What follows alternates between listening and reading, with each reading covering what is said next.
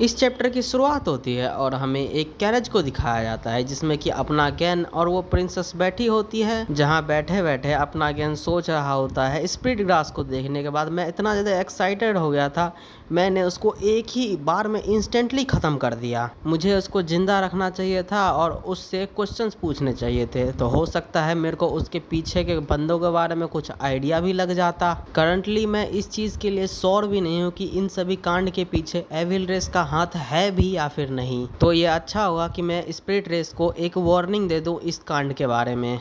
और ये मेरे लिए क्या ही परफेक्ट मौका है कि इसने मुझे इनवाइट कर लिया इनके सुप्रीम लीडर से मिलने के लिए। लेकिन जब से ये केव से बाहर आई है तब से इसका चेहरा पूरी तरीके से रेड होया पड़ा है। क्या इसके चेहरा रेड इसीलिए हो गया है क्योंकि इसको एक फीवर हो गया है इतने बड़े शॉक की वजह से? अब हम आते हैं इस प्रिंसेस पे, जहाँ पे ये सोच रही है जब मैं छोटी थी तो मेरे को एक स्प्लिट रेस के विच ने प्रिडिक्ट करके बताया था जब मैं बड़ी हो जाऊंगी तो मैं एक प्रिंस चार्मिंग से मिलूंगी जो कि हमारे पूरे स्प्लिट रेस को बहुत बड़े खतरे से बचाएगा।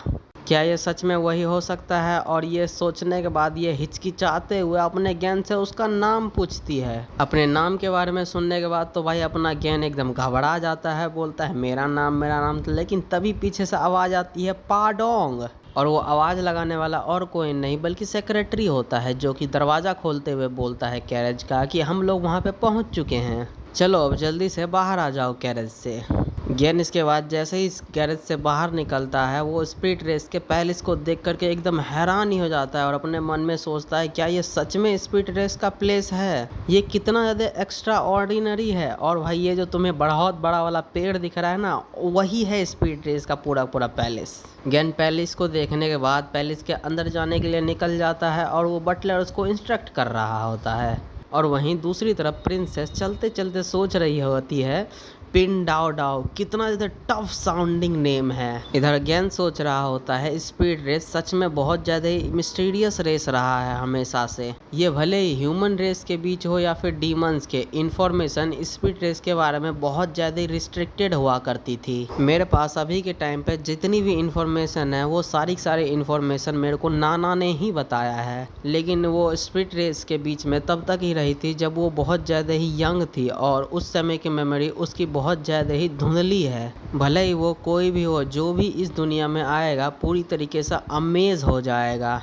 ये जो ओरिजिनल अपीयरेंस है इस ह्यूमन वर्ल्ड की, गेन भाई ये सोच ही रहा होता है कि उतने में वहाँ पे एक मशरूम वाला लिफ्ट भी आ जाता है और ये लिफ्ट एकदम सुपर फास्ट था, ये एकदम फट से ऊपर जाता है और गेन वहाँ के नज़ारे को देख करके बोलता है वाह ये कितना ज़्यादा ब्यूटीफुल है। अब ऊपर पहुँचने के बाद बटलर उन सभी को किंग के सामने ले जाता है और वह प्रिंसेस अपने फादर और अपने अंकल को ग्रीट करती है और अपने गेन का इंट्रोडक्शन देते हुए बताती है कि ये पिंग डाओ डाओ है जिसने हमारे डीमन केव में मदद करी थी उस डीमन को हराने में। प्रिंसेस के ये बोलने के बाद हमें दिखाया जाता है मोटू पतलू को, जिसमें से पतलू का नाम होता है पायली और वो सी स्प्लिट रेस का किंग होता है। गेन उस मोटू पतलू को देख करके अपने मन में सोचता है प्रिंसेस ने मुझे यहाँ पे आते हुए बताया था कि स्प्लिट रेस के पास करंटली अभी 2 किंग है, लेकिन क्या इन लोगों को इस तरीके से बैठने में गर्मी नहीं लगती? एक ही सिंहासन पे 2 बंदे बैठ रहे हैं। अब हमें मोटू का इंट्रोडक्शन दिया जाता है जिसका नाम होता है सिंग क्विंग,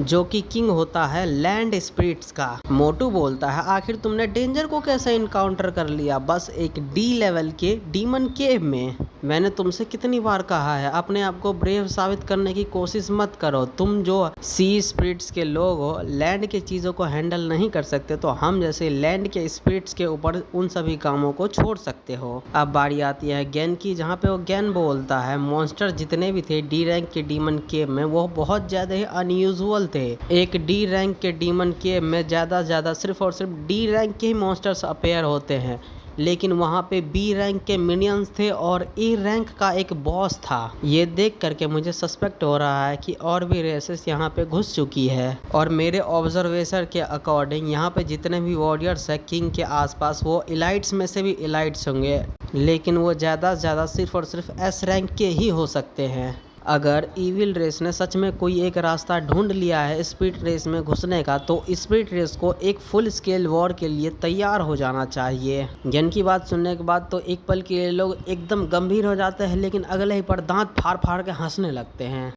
मोटा हंसते हंसते बोलता है, जरा सुनो तो इसकी बातों को, ज्यादा से ज्यादा एस रैंक पे होने का इसकी बातों का मतलब क्या है? तुम्हारे कहने का सीधा सा मतलब ये है मेरे साइड पे जितने भी वॉरियर्स है वो काफी नहीं है? लेकिन बोलते बोलते अगले ही पल ये सीरियस हो जाता है और बोलता है, आखिर तुम्हारी एक फुल स्केल वॉर का मतलब क्या था? मोटा इसके बाद पतले की तरफ देखते हुए बोलता है, हे हमने तुम्हें लैंड पे रहने दिया और तुम्हें इतनी सारी डीमन केव भी दे दी, आखिर अब तुम्हारे साथ क्या दिक्कत है? अब तुम्हें मेरी आर्मी भी चाहिए? मोटू की बात सुनने के बाद पतलू बोलता है, तुम्हारा इससे क्या मतलब है कि तुमने हमें डीमन केव्स को दे दिया, और इसका क्या मतलब है कि तुमने हमें आने दिया यहाँ पे? हमने भी तो तुम्हें कभी सी में जाने से मना किया क्या? हमने किया था, और एंशिएंट टाइम से ही हमारे बीच में अग्रीमेंट हुआ था कि रिसोर्सेज को हम 50-50 बांटेंगे। मोटा फिर चिल्लाते हुए बोलता है, आखिर इससे फिर इसका क्या मतलब था कि इसने कहा कि मेरे साइड के जो एस रैंक के बंदे हैं वो इनफ नहीं है? प्रिंसेस उन दोनों के आर्ग्यूमेंट देख करके अपने सर पे हाथ रख लेती है और बोलती है, नहीं दोबारा से नहीं। इस तरफ ज्ञान सोचता है, स्पीड स्लेयर्स को लगता है अभी तक समझ में नहीं आया है ये प्रिंसिपल की किसी एक माउंटेन पे 2 टाइगर नहीं रह सकते। गेन ये सोच ही रहा होता है कि उतने में उसके हाथ पर से उसका डिस्गाइज का इफेक्ट हटने लगता है। गेन इसके बाद अपने मन में सोचता है, मैंने अपने प्रॉमिस को फुलफिल कर दिया जो मैंने ओल्ड मैन से किया था। मैंने स्पीड रेस के लोगों को डीमन केव में बचा भी लिया और ये इन्फॉर्मेशन इनके रूलर्स तक को पास भी कर दिया।